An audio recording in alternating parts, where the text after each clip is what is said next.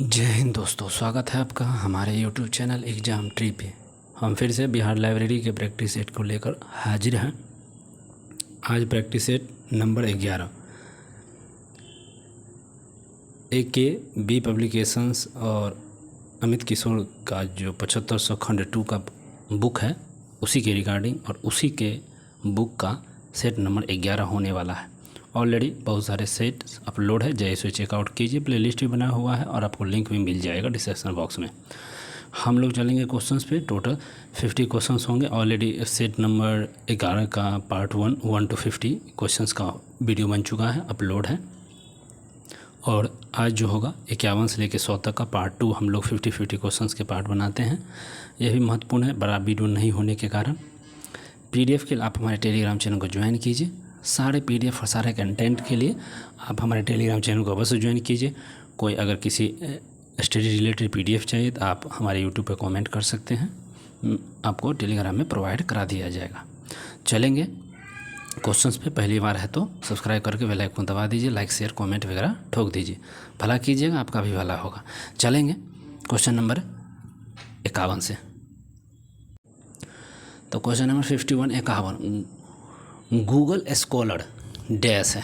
Google scholar एक प्रकार का क्या है?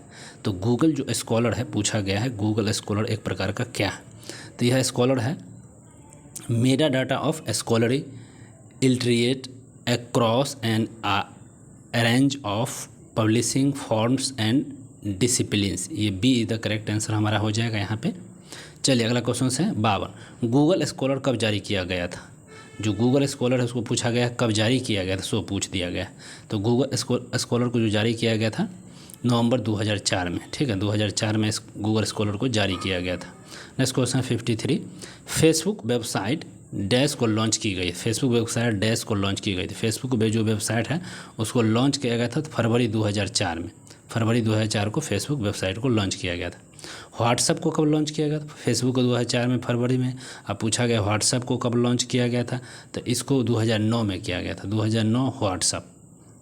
और अगला 55 क्वेश्चन है आशुतोष मुखर्जी का व्यक्तिगत संग्रह किस पुस्तकालय में है? जो आशुतोष मुखर्जी का व्यक्तिगत संग्रह किस पुस्तकालय में है? तो नेशनल लाइब्रेरी कोलकाता में है। ये जो हमारा है करेक्ट हो जाएगा। नेशनल लाइब्रेरी ऑफ कलकत्ता में आशुतोष मुखर्जी का व्यक्तिगत संग्रह। नेक्स्ट क्वेश्चन है 56 FRBR मॉडल डैश के द्वारा प्रस्तावित है। 56 में क्या है? FRBR मॉडल डैश के द्वारा प्रस्तावित है। यह ठीक है IFLA, ठीक है। फ्ला हो जाएगा, एल्फा हो जाएगा, ये see the correct. Next question 57 FRBR model जो है कौन शामिल नहीं है? इसमें कौन सा शामिल पूछा है? FRBR में कौन शामिल नहीं होता है?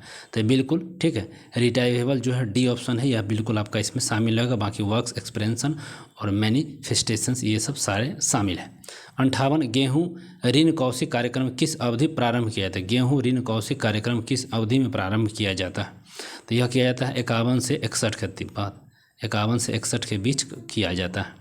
नेक्स्ट क्वेश्चन है UGC द्वारा पुस्तकालय विज्ञान पर एक समीक्षा समिति नियुक्त की गई थी। UGC द्वारा पुस्तकालय विज्ञान पर एक समीक्षा समिति जो नियुक्त किया गया था 1961 में किया गया था। 1988 में UGC ने राष्ट्रीय नेटवर्क प्रणाली पर किसकी अध्यक्षता में एक समिति नियुक्त किया गया था? तो किसकी अध्यक्षता में किया गया था? तो प्रोफेसर यशपाल की अध्यक्षता में किया गया था। नेक्स्ट क्वेश्चन है OCLC WorldCat link manager एक क्या है? तो OCLC WorldCat link manager एक क्या है? तो यह क्या हो जाएगा? तो हो जाएगा open URL। A is the correct हो जाएगा ओपन URL 61 का। अगला क्वेश्चन 62 इग्नू के विशिष्ट शैक्षणिक चैनल को हम किस नाम से जानते हैं? इग्नू के जो विशिष्ट शैक्षणिक चैनल उसको हम ज्ञान दर्शन के नाम से जानते हैं। ज्ञान दर्शन, इसका भी ए हो जाएगा करेक्ट। नेक्स्ट क्वेश्चन है 63 बुक बैंक योजना किस अवधि में प्रारंभ हुआ था? बुक बैंक योजना किस अवधि में प्रारंभ हुआ था? तो यह 63-64, ठीक है, 63-64 में यह प्रारंभ हुआ था। नेक्स्ट क्वेश्चन करेंगे 64 इंडेस्ट कोर्टिसट कहाँ स्थित है? तो इंडेस्ट कोर्टिसट जो पूछा गया है ये कहाँ स्थित है बता दीजिए। तो यह स्थित हो जाएगा आपका IIT दिल्ली में यह इंडिसेंट कोर्टिस, ठीक है, ये यहाँ पे स्थित हो जाएगा। नेक्स्ट क्वेश्चन है इंडियाज नेशनल लाइब्रेरी पुस्तक के लेखक कौन है? इंडियाज नेशनल लाइब्रेरी पुस्तक के लेखक कौन है? BS Keshavan, BS Keshavan A is the correct हो जाएगा, BS केसवान।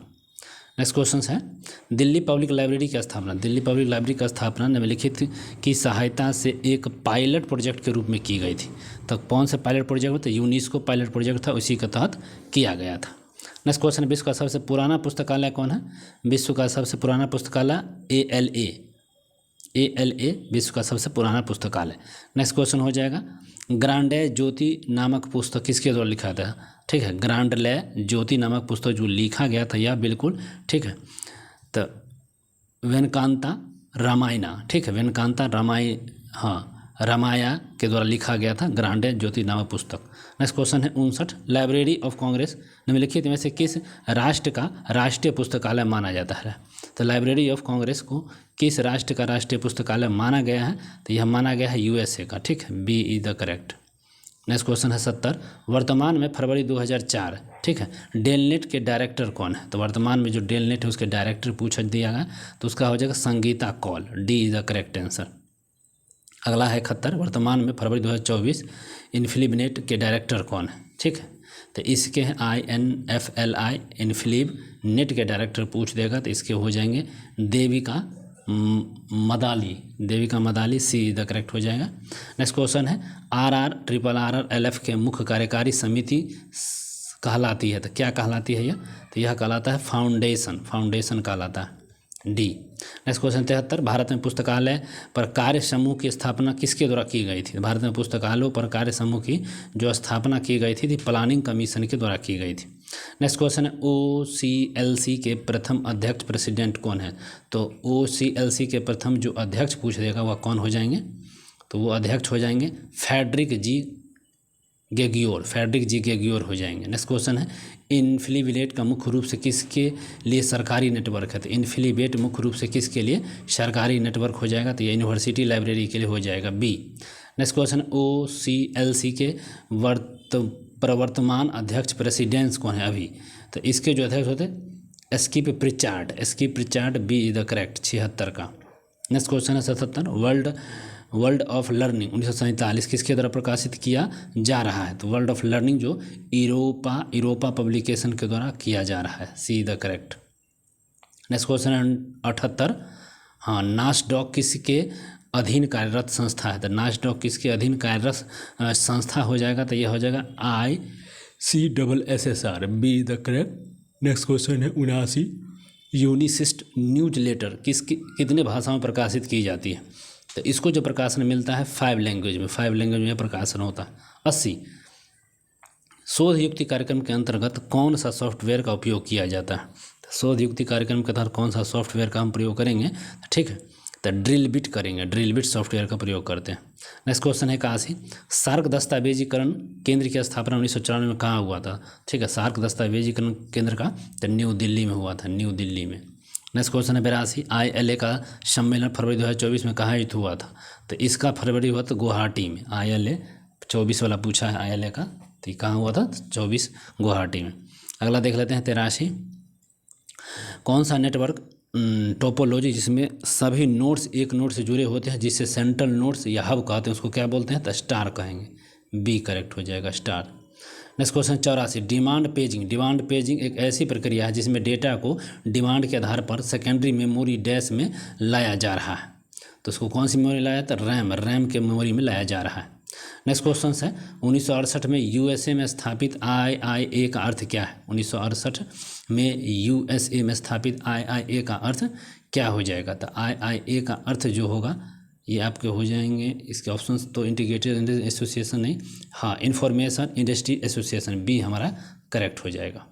नेक्स्ट क्वेश्चन 86 है FDI द्वारा विकसित नवीन वर्गीकरण पद्धति है। तो FDI द्वारा विकसित नवीन वर्गीकरण पद्धति कौन सी है? तो ये पद्धति हो जाएगी बोर्ड सिस्टम ऑफ ऑर्डिनरी हो जाएगा। नेक्स्ट क्वेश्चन है यूनीमार्क को किसकी प्रतिछाया में विकसित किया गया है? तो यूनीमार्क को किसकी प्रतिछाया में विकसित किया गया है? तो IFLA अल्फा के मार्क में विकसित किया गया है। वर्ल्ड कैट के रखरखाव किसके द्वारा किए जाते हैं? तो वर्ल्ड कैट का रखरखाव किसके द्वारा किए जाता है? तो ऑनलाइन कंप्यूटर लाइब्रेरी सेंटर के मद्देनज़र किया जाएगा। 89 इंडेक्स मेडिकस को मुद्रित प्रकाशन के रूप में प्रकाशित किया जाएगा। तो इंडिकेस मेडिकस को मुद्रित प्रकाशन के रूप में जो किया जाता है, किस रूप में किया जाएगा, तो मंथली किया जाएगा, मंथली। कौन सी पुस्तक SR रंगनाथन द्वारा नहीं लिखी गई? तो कौन सी पुस्तक है जो SR रंगनाथन द्वारा नहीं लिखी गई है? तो नेशनल लाइब्रेरी ऑफ इंडिया के माध्यम से नहीं लिखी गई है। नेक्स्ट क्वेश्चन है DOI का पूर्ण अर्थ क्या है? DOI का पूर्ण अर्थ क्या है? तो DOS are alpha numericals character setting for electronics serials. तो ये C इज द करेक्ट हमारा हो जाएगा। अगला है 92, तो DOI द्वारा विकसित कवर की जाने वाली सामग्री क्या है? तो DOI जो द्वारा कवर करने वाली जो सामग्री पूछा गया है तो वह क्या हो जाएगा? तो वह सामग्री DOI हो जाएगा, यही है। DOS cover text, image, audio, visual materials, digitals from. तो DOI देखो, तो DOS कवर्स टेक्स्ट है, इमेज है, ऑडियो विजुअल मटेरियल्स है और डिजिटल फॉर्म्स के रूप में रहेगा सब। अगला है 93, मेट्स इनमें से क्या है? METS जो मेट्स है इनमें से क्या है? तो मेटा डाटा स्टैंडर्ड्स है, मेट्स यही है, मेटा डाटा स्टैंडर्ड्स।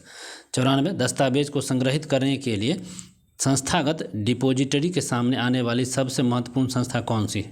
तो ये जब सबसे महत्वपूर्ण कॉपीराइट इशूज हो जाएगा, कॉपीराइट इशू आता है सबसे बड़ी संस्था में ग्रुप में। भारतीय कॉपीराइट कानून के अनुसार कॉपीराइट किसके लिए प्रदान किया जाता है? तो कॉपीराइट जो प्रदान किया जाएगा 6 years after and death of author के रूप में कॉपीराइट प्रदान किया जाता है।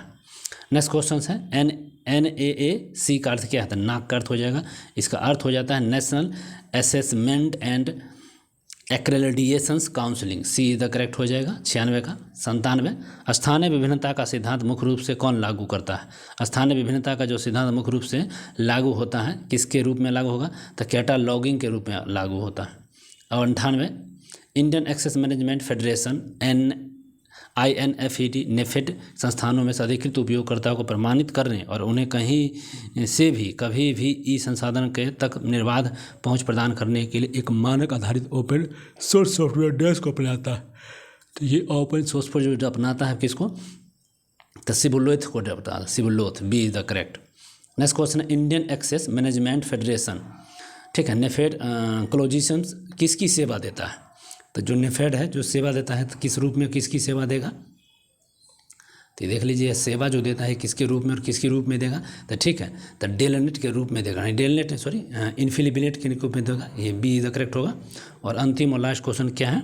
ठीक है, तो सिबुलोलेथ ओपन सोर्स सॉफ्टवेयर शुरुआत में इंटरनेट के द्वारा विकसित किए गए थे, लेकिन अब डैश के द्वारा रख रखाव किया जाता है। तो इसका जो रखा इंटरनेशनल सिबुलोलेथ क्रेंजूम के द्वारा लिखा जाता है, C द करेक्ट हो जाएगा हमारा।